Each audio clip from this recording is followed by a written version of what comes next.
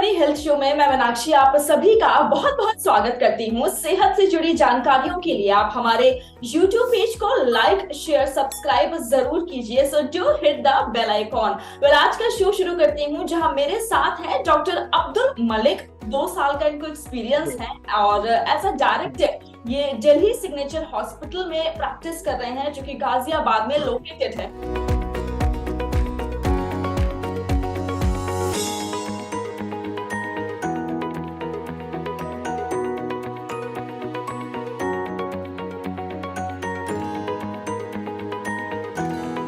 Doctor welcome to our show.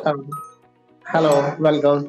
Doctor सबसे पहले मैं कहूंगी कि अगर मैं आयुर्वेदा की बात करूं तो बड़ी से बड़ी बीमारियों का इलाज आयुर्वेदा में पाया गया है और आज हम जो बीमारी कवर करने वाले हैं वो है ट्यूबरक्लोसिस। तो सर आप बताइए ट्यूबरक्लोसिस क्या होती है और आयुर्वेदा में इसका इलाज संभव कैसे है? देखिए, ट्यूबरक्लोसिस एक बैक्टीरियल बीमारी है जो लंग्स को डैमेज करती है। ठीक है, जो हमारी श्वसन नली होती है, सांस की नली, इसमें पेशेंट को बहुत ज्यादा इन्फेक्टेड हो जाता है जिसको एक बैक्टीरियल इन्फेक्शन होता है। तो हम आयुर्वेदिक में भी बहुत अच्छा ट्रीटमेंट करते हैं इसका। आयुर्वेदिक से पेशेंट जल्दी रिलीफ भी होते हैं, ऑक्सीजन डाउन भी नहीं होता है पेशेंट का और हेल्थ भी अच्छी बनती है। पेशेंट का सबसे ज्यादा क्या होता है कि ट्यूबरक्लोसिस में पेशेंट का वेट घटता है, वेट बहुत जल्दी कम होता जाता है, फीवर भी आता है पेशेंट को, तो पैराक्सिया में भी चला जाता है। तो आयुर्वेदिक में सबका संभव है। अब तो इंजेक्शन भी आ गया है आयुर्वेदिक में, हम इंजेक्शन से भी ट्रीटमेंट करते हैं आयुर्वेदिक से।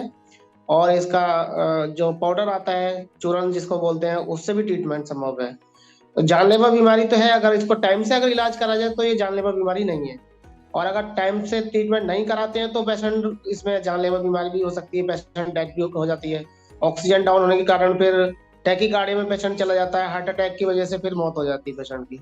तो इसमें जहां तक अंदाजा कि पेशेंट को उससे टाइम से ट्रीटमेंट लेना चाहिए। आयुर्वेदिक का भी सफल इलाज है, उसमें कोई दिक्कत नहीं है कि ऐसा कुछ नहीं है कि ट्रीटमेंट नहीं है।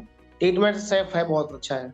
ऐसा ट्यूबरक्लोसिस ये क्यों होती है? क्या ये जेनेटिक है? अगर किसी के पेरेंट्स को हो तो ये होती है? नहीं, ये जेनेटिक तो नहीं है। जेनेटिक ट्रीटमेंट, टीबी जो है वो जेनेटिक नहीं है। टीबी जो होती है एक बैक्टीरियल बीमारी होती है और पेशेंट को लापरवाही से ज्यादा होती है। किसी को अगर कॉमनली कफ है, अगर सिरोसाइटिस हो गया, नजला ज्यादा कॉमन कोल्ड रहता है और वो अगर उसको ध्यान नहीं दे रहा है, प्रिकॉशन अगर ज्यादा नहीं ले रहा है, तो वो धीरे धीरे बैक्टीरियल इन्फेक्शन जो होता है वो ट्यूबरक्लोसिस में चेंज हो जाता है, जिस कारण टीबी बन जाती है।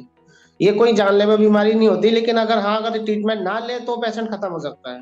6 महीने के अंदर पेशेंट का लंग्स डैमेज हो जाएगा। लंग्स डैमेज होने के बाद प्लूरल इन्फ्यूजन भी हो सकता है, पेशेंट को पानी भी भर जाता है लंग्स में, तो वो ड्रेन करना पड़ता है।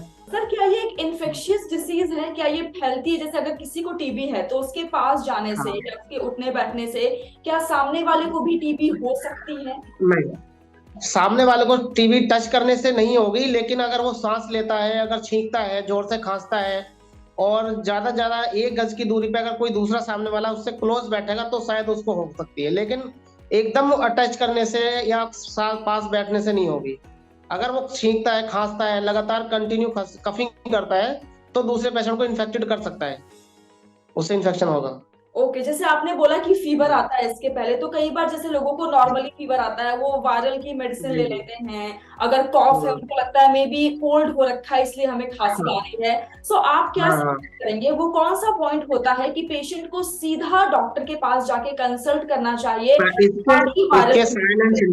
टीबी के साइन एंड सिम्टम है, अगर पेशेंट को कंटिन्यू फीवर आ रहा है, रात के समय अगर fever 102 degree Celsius 100 degree Fahrenheit में होता है या 100 फ़ारेनहाइट टेम्परेचर नाइट में होता है, कंटिन्यू उसको फीवर, वेट घट रहा है, ठीक है, और उसको ठंडे पसीने आते हैं, ये सिम्टम है तो उसको डॉक्टर से तुरंत कंसल्ट करना चाहिए। फिर उसको कोई कॉमन कोल्ड की या कोई पैराक्सियल टैबलेट या पैरासीटामोल नहीं लेनी चाहिए।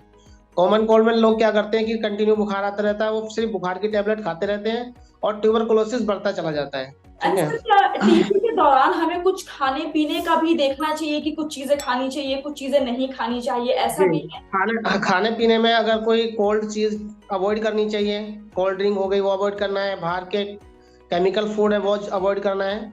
हेल्दी प्रोटीन खाना चाहिए, ज्यादा प्रोटीन लेना चाहिए। हेल्दी प्रोटीन लेगा, जैसे मिल्क भी ले सकता है, अंडा भी ले सकता है, पनीर ले सकता है, और मिक्स वेज की ज्यादा सब्जियां इसमें फायदा करती हैं। ज्यादा हेल्दी प्रोटीन जितना अच्छा लेगा उतना जल्दी हेल्दी लंग्स हो जाएगा, और ट्यूबरकुलोसिस भी जल्दी हट जाएगा। अच्छा अच्छा, एक मैं सवाल और आपसे करना चाहूंगी, ट्यूबरकुलोसिस का इलाज कितना लंबा चलता है? कई जगह मैंने पढ़ा था 8 से 9 महीने चलता है, 1 साल चलता है, जी जी। तो आप क्या कहेंगे इसके बारे में? देखिए, ट्यूबरकुलोसिस एक ऐसी डिजीज है, बैक्टीरियल डिजीज है, मैंने आपको बताया। तो ये क्या होता है कि जितना लंबा बैक्टीरियल फैला हुआ है लंग्स में, जितना ग्रेड तक पहुंच चुका है, फर्स्ट ग्रेड में है, थर्ड ग्रेड में है, या फोर्थ ग्रेड में पहुंच चुका है, अगर किसी का फाइनल ग्रेड में फोर्थ ग्रेड तक पहुंच गया है, दोनों लंग्स प्लूरल फ्यूजन हो चुके हैं, यानी लंग्स में पानी भर चुका है, लंग्स डैमेज हो सकता है कि उसको 1.5 साल भी खानी पड़े। अगर मिनिमम फर्स्ट हम ग्रेड की बात करें कि अगर शुरुआती टाइम से अगर हम करते हैं तो उसका 3 महीने से 6 महीने, और अगर ट्यूबरकुलोसिस थर्ड ग्रेड में पहुंच जाती है तो इसको कम से कम 1 से 1.5 साल ट्रीटमेंट जरूरी बनता है, करना पड़ेगा इतना। ओके ओके, आंसर मेरा आखिरी सवाल ये होगा कि अगर किसी को एक बार टीबी हो चुकी है तो क्या टेंडेंसी होती है कि दोबारा भी टीबी उनको हो सकती है? अगर हाँ, एक बार किसी को ट्यूबरकुलोसिस हो गई और उसने ट्रीटमेंट पूरा कोर्स कर लिया है, तो ये जरूरी नहीं है कि उसको टीबी नहीं होगी, हो भी सकती है। अगर वो दोबारा से वीकनेस में जाता है, दोबारा उसको कमजोरी हो जाती है, या कोई इन्फेक्शन फैलता है, तो दोबारा हो सकती है। ऐसा नहीं है कि दोबारा एक बार हो गई उसने कोर्स कर लिया तो नहीं होगी, क्योंकि दोबारा पेशेंट ट्रीटमेंट करने के बाद दोबारा वो सही हो सकता है, लेकिन दोबारा होने के चांसेस होते हैं। ऐसा नहीं है कि नहीं होगी, हो सकती है दोबारा भी। Okay, thank you so doctor, thank you so very much. आपने अपने बिजी शेड्यूल से हमारे लिए वक्त निकाला। जी मनी हेल्थ शो की पूरी टीम आपको थैंक यू कहना चाहती है। Thank you so much. Okay, तो ये थे हमारे साथ डॉक्टर जिन्होंने ट्यूबरकुलोसिस के बारे में बातें की, और जी मनी हेल्थ शो वो जरिया है जो आपको सीधा वेल नोन रिनाउंड डॉक्टर के साथ कनेक्ट करता है। आई एम श्योर आपको आज का शो बहुत अच्छा लगा होगा। कमेंट सेक्शन में हमें जरूर बताइएगा। और अभी मैं आपसे विदा लेती हूँ, आऊंगी नेक्स्ट शो में एक नए सुपर स्पेशलिस्ट डॉक्टर के साथ। टिल देन अपना ख्याल रखिए, क्योंकि अच्छी सेहत हमारा वादा।